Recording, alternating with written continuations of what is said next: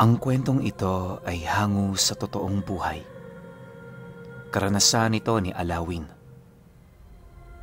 Walang eksaktong taon. Kasibu, Nueva Vizcaya.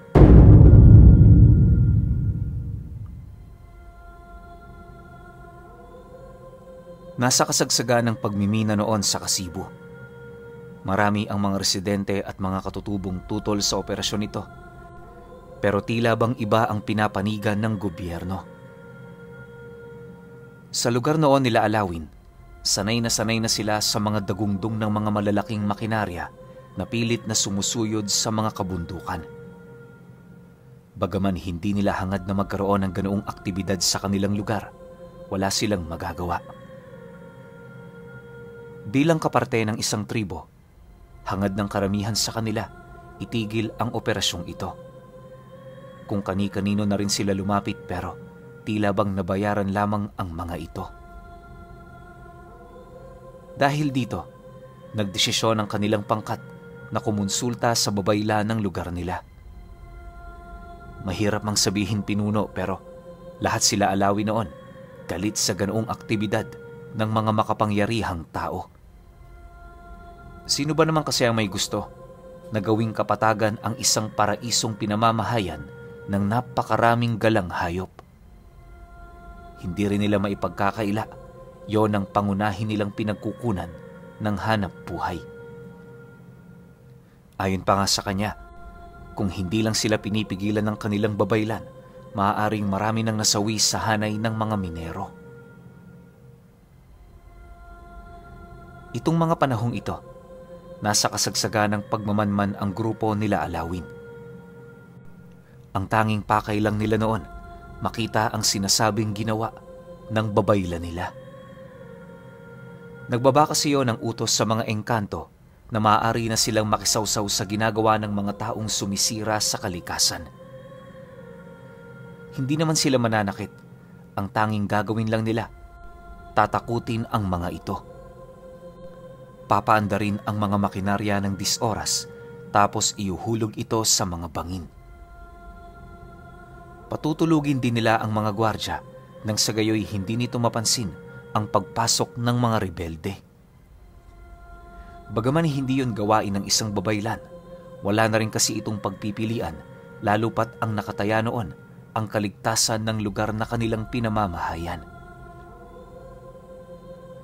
Sa paglipas ng mga araw ng kanilang pagmamasid, nagbigay ng takot ang mga hindi kapani-paniwalang gawain ng mga engkanto. Tuwing gabi, kusang umiilaw ang mga makinaryang nakaparada sa gilid ng mina para ihulog ang kanilang mga sarili sa bangin na halos ilang palapag ang taas. Inabot din ng ilang araw ang ganoong gawain na siya namang pinatotohanan ng iilang mga nagtatrabaho roon. Karamihan sa mga ito, inakalang mga multo ang nagpaparamdam, subalit lingid sa kanilang mga kaalaman, kagagawan yon ng mga engkantong umaapoy na sa galit buhat sa kanilang mga ginagawa. Sila Alawin naman noon, bilang inutusang magmasid, na natili sa lugar na dapat nilang pwestuhan. Sa pagdating ng araw na nakapasok na doon ang mga rebelde, sinunog nito ang iilang mga makinarya ng kumpanya. Nagbigay man yun ng dagok para sa korporasyon, subalit dahil sa yaman nito, hindi rin yun naging epektibo. Ang buwan nilang plano, 2 araw lamang ang inabot bago mapalitan ang mga makinaryang kanilang sinira. Humigpit na rin ang seguridad sa lugar, kaya hindi na nila yun basta-bastang mapasok pa. Dahil sa ganoong pangyayari, minabuti na nila Alawin na tumungo sa kanilang tribo para ilahad ang tungkol sa bagay na yon.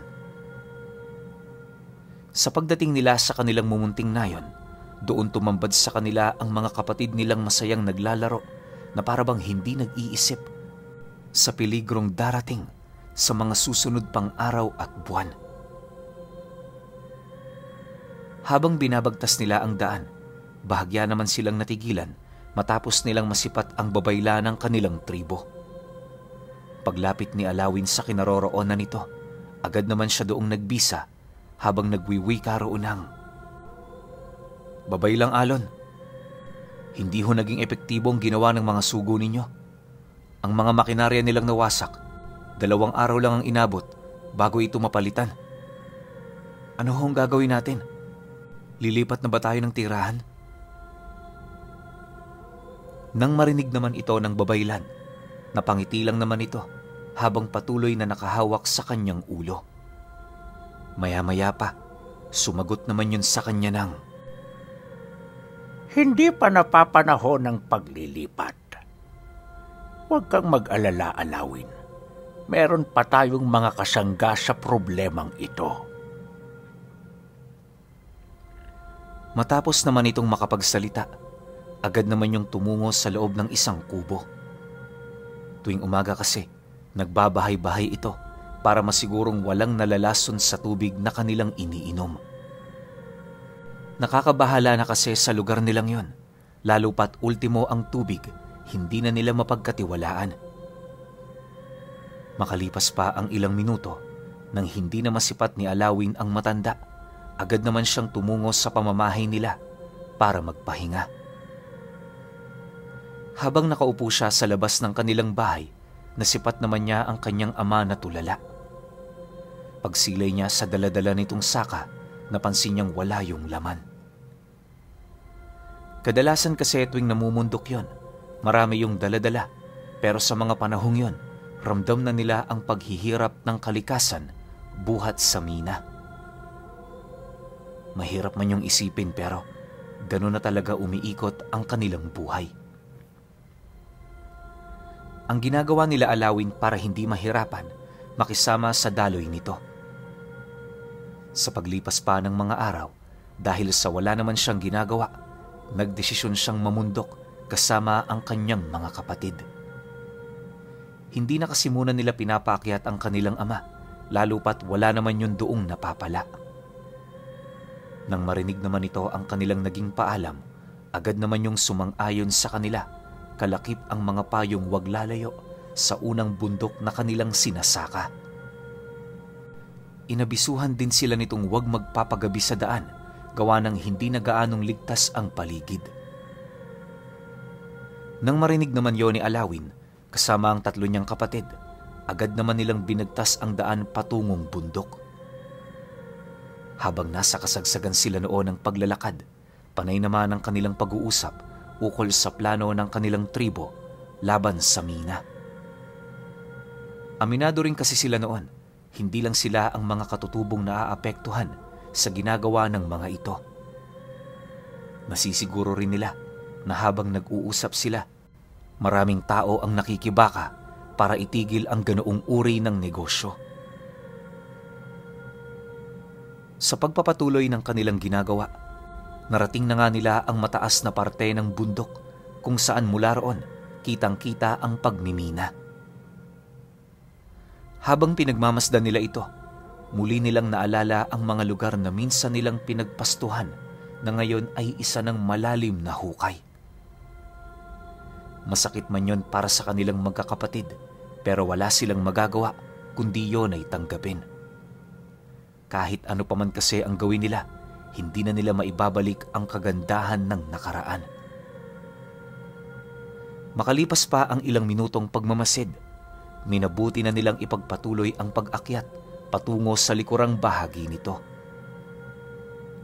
Sa pagdating naman nila sa lugar na kanilang pupuntahan, agad naman silang nagkalat para kumuha ng mga bungang kahoy o hindi naman kaya'y mga uri ng kamote na napadpad sa lugar na yon.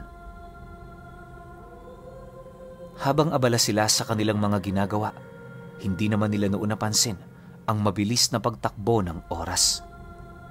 Kalaunay, nang magdadalawang sako na ang kanilang naipon, napansin naman nila ang dahan-dahang pagdilim ng paligid. Sa puntong yon, pagsilay naman ni Alawin sa langit, doon niya napansin ang dahan-dahang paglubog ng araw. "Bilis-bilisan niyo na dyan, uuwi na tayo," wika niya nang mapansin niya ito. Matapos namang marinig ng kanyang mga kapatid ang kanyang sinabi, agad naman itong iniligpit ang kanilang mga daladalang gamit. Hindi naglaon, agad na rin nilang binagtas ang daan pababa ng bundok. Akala nila isa na naman yung pangkaraniwang araw sa kanila noon, pero di pa man sila inaabutan ng ilang minuto sa lakaran. Bigla naman silang napatigil matapos nilang masilayan ang isang grupo na kasabayan din nilang naglalakad sa daang kanilang tinatahak. Nang mapansin naman ito ang kanilang presensya, agad naman yung napalingon sa kanila at kasabay nito ang paglanghap nila ng hangin na nagdadala ng hindi kapani-paniwalang amoy. Nang malanghap naman yon ni Alawin, siya na mismo ang nagkumpirma, hindi mga pangkaraniwang tao ang kanilang nakita. Walang sabi-sabi, agad naman niyang inabisuhan ng kanyang mga kapatid na umatras. Pagkarinig naman ito sa kanyang sinabi, dali-dali naman yung sumugod, hudyat na meron din yung nararamdamang kakaiba. Nang masipat naman ng mga nilalang ang naging kilos nila, dahan-dahan naman yung lumapit kung saan doon nila nasilayan ang mga mukha nito. Sa puntong yon, sigurado noon si Alawin, hindi tubo sa kanilang lugar ang mga nilalang na yon. Sa kanyang pagmamasid, unti-unti namang lumalakas ang kanyang kutob na yon ang mga aswang na kalimitang kalaban ng babaylang nakatira sa kanilang tribo. Makalipas pa ang ilang minuto, hinaplos-haplos naman ng matandang lalaking lumapit sa kanya ang kanyang pisngi. Sabay wika sa kanya ng, Apo ka ni Alon. Pakisabi sa lola mo, kami na muna ang gagalaw ngayon. Itigil niyo kung ano man ang ginagawa ninyo sa minahan. Bigyan niyo kami ng daan para hindi tayo magkagulo. Magkaiba man ang ating mga lahi, pero sa panahong ito, kailangan nating magsama-sama. Sige na iho, tumuloy na kayo. Nang marinig naman ni Alawin ang sinabi nito, tumangulang naman siya habang mahinahong sumasagot doon ng, Makakarating ho ang inyong sinabi. Sige ho, mauna na kami.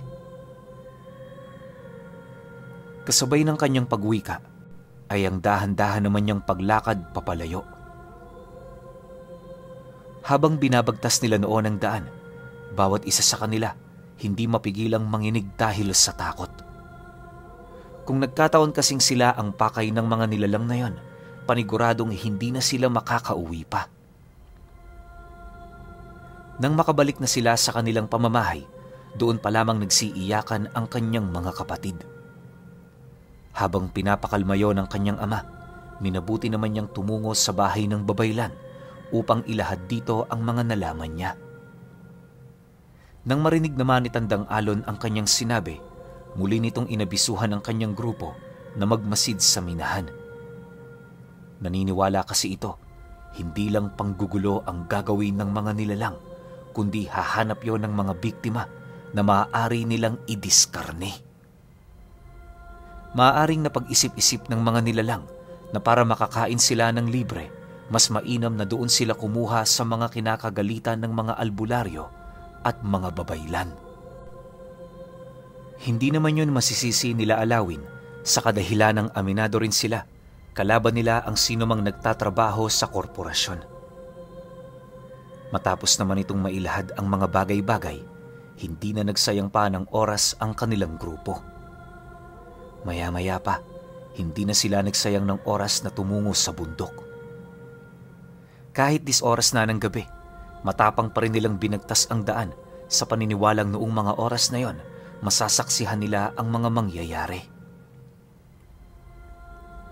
Habang nagmamasid sila Alawin, kitang-kita nila kung papaano gumalaw ang mga malalaking makinarya. Marami rin ang nakabantay na gwardya sa lugar, kaya kung iisipin, napaka-imposibleng mapasok nito. Pero dahil sa mga abilidad ng mga nilalang na yon, hindi naging mahirap para sa kanila na pasukin ang minahan. Sa pagpapatuloy ng pagmamasid nila Alawin, nabaling naman ang kanilang mga paningin sa mga nagsisilakihang banog na bigla na lamang nagpaikot-ikot sa lugar na yon. Meron din silang mga nakitang kakaibang mga hayop, kagaya ng mga malalaking unggoy at iilang mga kalabaw na halos doble ang laki. Makalipas pa ang ilang minuto nilang pagmamasid, Doon naman bumungad sa kanila ang mabilis na pag-akyat nito sa mga hagdan-hagdang bato na itinambak ng mina. Pagdating nito sa kinaroroonan ng mga gwardya, sa hindi maipaliwanag na pagkakataon, nakita nila yung bigla na lamang natulala na parabang nawala ng wisyo. Paglapit doon ng nilalang, meron itong itinurong direksyon sa mga gwardya na agad naman itong sinunod. Maya-maya pa, nang mapasunod na nito ang 3 sa mga taong yon, doon na nila pinuntirya ang mga nagmamaniobra ng mga makinarya. Matapos naman itong maisakatuparan ng mga nilalang, nagsunog pa ito ng gamit sa paligid bago nilisan ang lugar.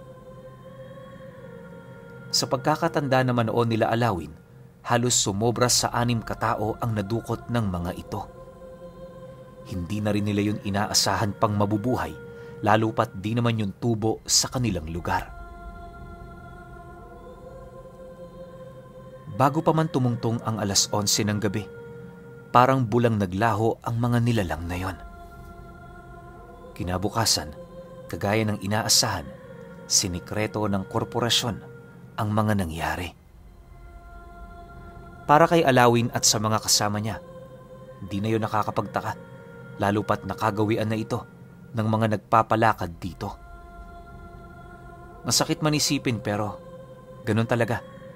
Ang mabababa, hindi nabibigyan ng halaga. Sa paglipas pa ng mga araw, lingid sa kaalaman ng nakararami, nagpatuloy ang ganoong kalakaran ng mga nilalang. Taon pa noon ang lumipas, nagpasya na sila Alawin na lumipat sa ibang lugar. Mas pinili nilang lumayas sa nakagisna nilang lupa kaysa magpatuloy dito para lamang masaksihan ang unti-unti nitong pagkawasak. Awa naman ng Diyos pinuno, nakalipat sila sa ibang lugar kung saan merong mapagkukunan ng hanap buhay. Bagaman naninibago, pinili nilang magpakatatag alang-alang sa kanilang mga susunod na henerasyon. Hindi naglaon, nang medyo nasanay na sila Alawin sa lugar na yon, unti-unti na silang nakipagkilala sa mga taong tubong naninirahan doon. Nga pala, baka magtaka kayo kung anong taon ito. Hindi ito parteng dekada 2000. Sa pagkakatanda ni Alawin, nasa parte ito ng dekada 80. Habang payapa silang naninirahan sa lugar, lingid sa kanilang kaalaman, marami na palang nangyayari sa lupang kanilang nilisan. Isang araw, nagulat na lamang sila nang may masipat siyang grupong dumaan na parabang pamilyar sa kanya. Noong una, hindi niya pa yun pinapansin, pero nang maging madalas na ang pagdaan nito, doon na siya naghinala. Dahil sa pangyayari, agad naman silang humingi ng payo kay Tandang Alon.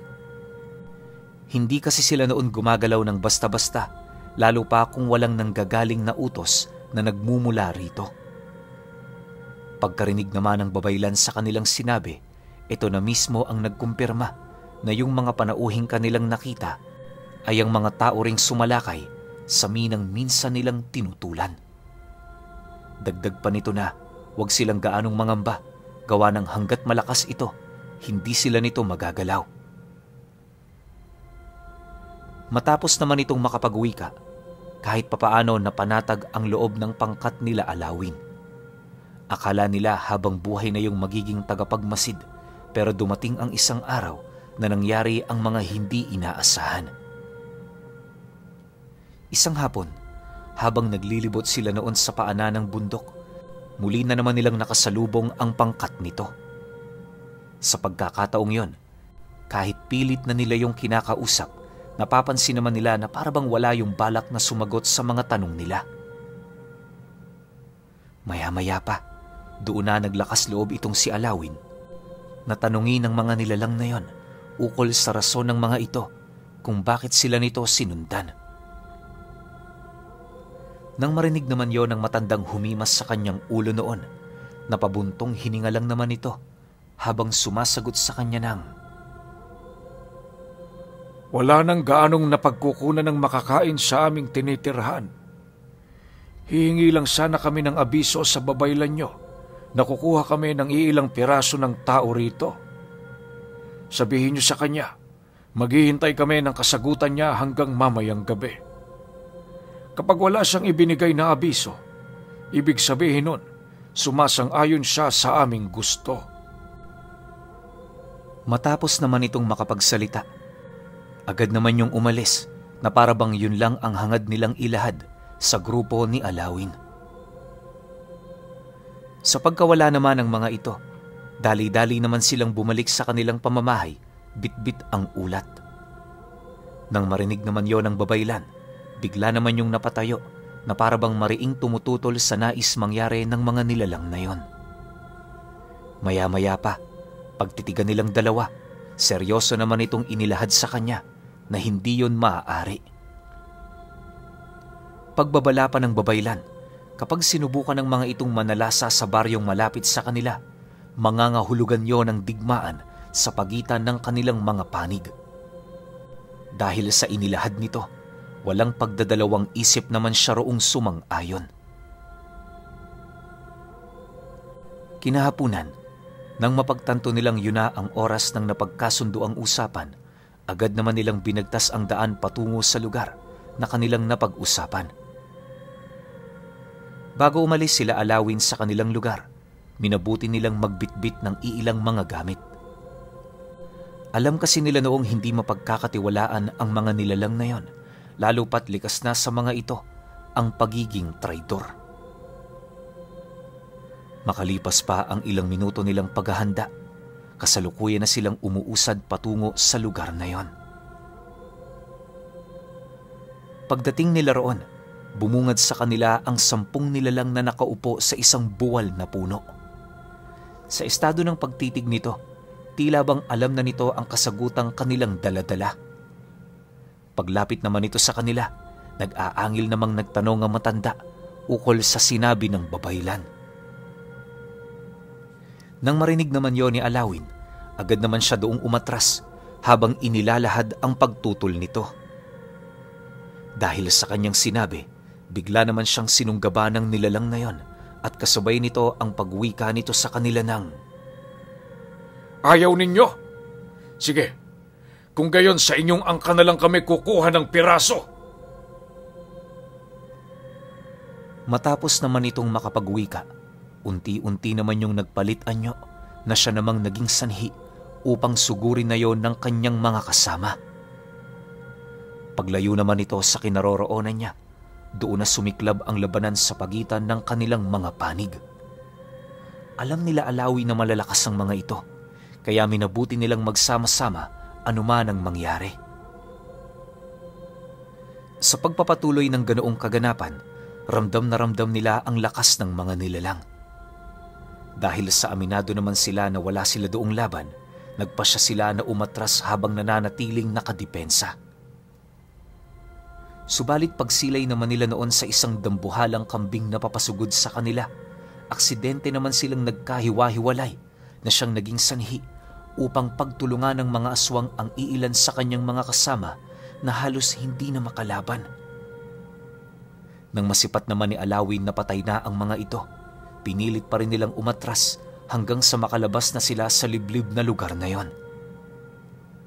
Pagkaripas naman nila ng takbo papalayo, dali-dali naman sila nitong sinundan na siyang naging sanhi upang maiwan ang iilan sa kanyang mga kasama.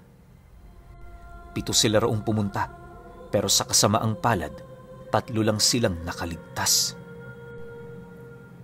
Makalipas pa ang ilang minuto, pagsilay naman nila sa nayo na kanilang tinitirhan, paulit-ulit naman sila doong sumigaw hanggang sa naramdaman nila ang biglaang pagtigil ng mga nilalang. Pagbaling naman ni Alawin ng kanyang paningin sa lugar na yon, kitang-kita niya ang pagbalot ng kulay puting usok sa mismong kinaroroonan ng mga aswang. Maya-maya pa, laking gulat na lamang niya nang bumungad sa kanya si Tandang Alon, nakatayong pabaluktot sa kanyang likod habang ibinabalik sa lagayan ang gulok nitong hawak. Sa pagtitigan naman nilang dalawa, bigla naman nilang narinig ang pagsigawan ng mga aswang na nakapasok sa loob ng makapal na usok. Hindi naglaon, Nang mawala na ang usok na yon, doon nila nasilayan ang mga nagkalat nitong lasug-lasug na parte ng katawan sa buong paligid. Hindi pa man nila yun nalalapitan, doon na nila nasipat ang pag-agnas nito hanggang sa matira na lamang ay ang may itim na bakas nito sa mga damo. Sa pagbalik ng katahimikan sa paligid, agad naman nilang hinanap ang kanilang mga kasama na nasawi sa pangyayaring yon. Sa paglipas pa ng mga araw, nabalot ng pagdadalamhati ang kanilang tribo. Mahirap man yun para sa kanila pero kinakailangan nilang magpatuloy. Sa tulong at gabay ni Tandang Alon, hindi naging mahirap sa kanila na lagpasan ang madidilim na araw na yon. Alam nyo, pinuno, magmula noong nangyari ang insidente, itinuon nila Alawin ang kanilang atensyon sa mga aswang na napapadpad sa kanilang lugar. Hindi na nila inisip pa ang tungkol sa mina, gawa ng naniniwala sila, balang araw paparusahan din ng Diyos ang mga taong naging kaparte nito. Dagdag pa ni Alawing pinuno na yon ang kauna-unahang pagkakataon na makita niya na nakipagkombate ang kanilang babaylan sa tribo na si Tandang Alon.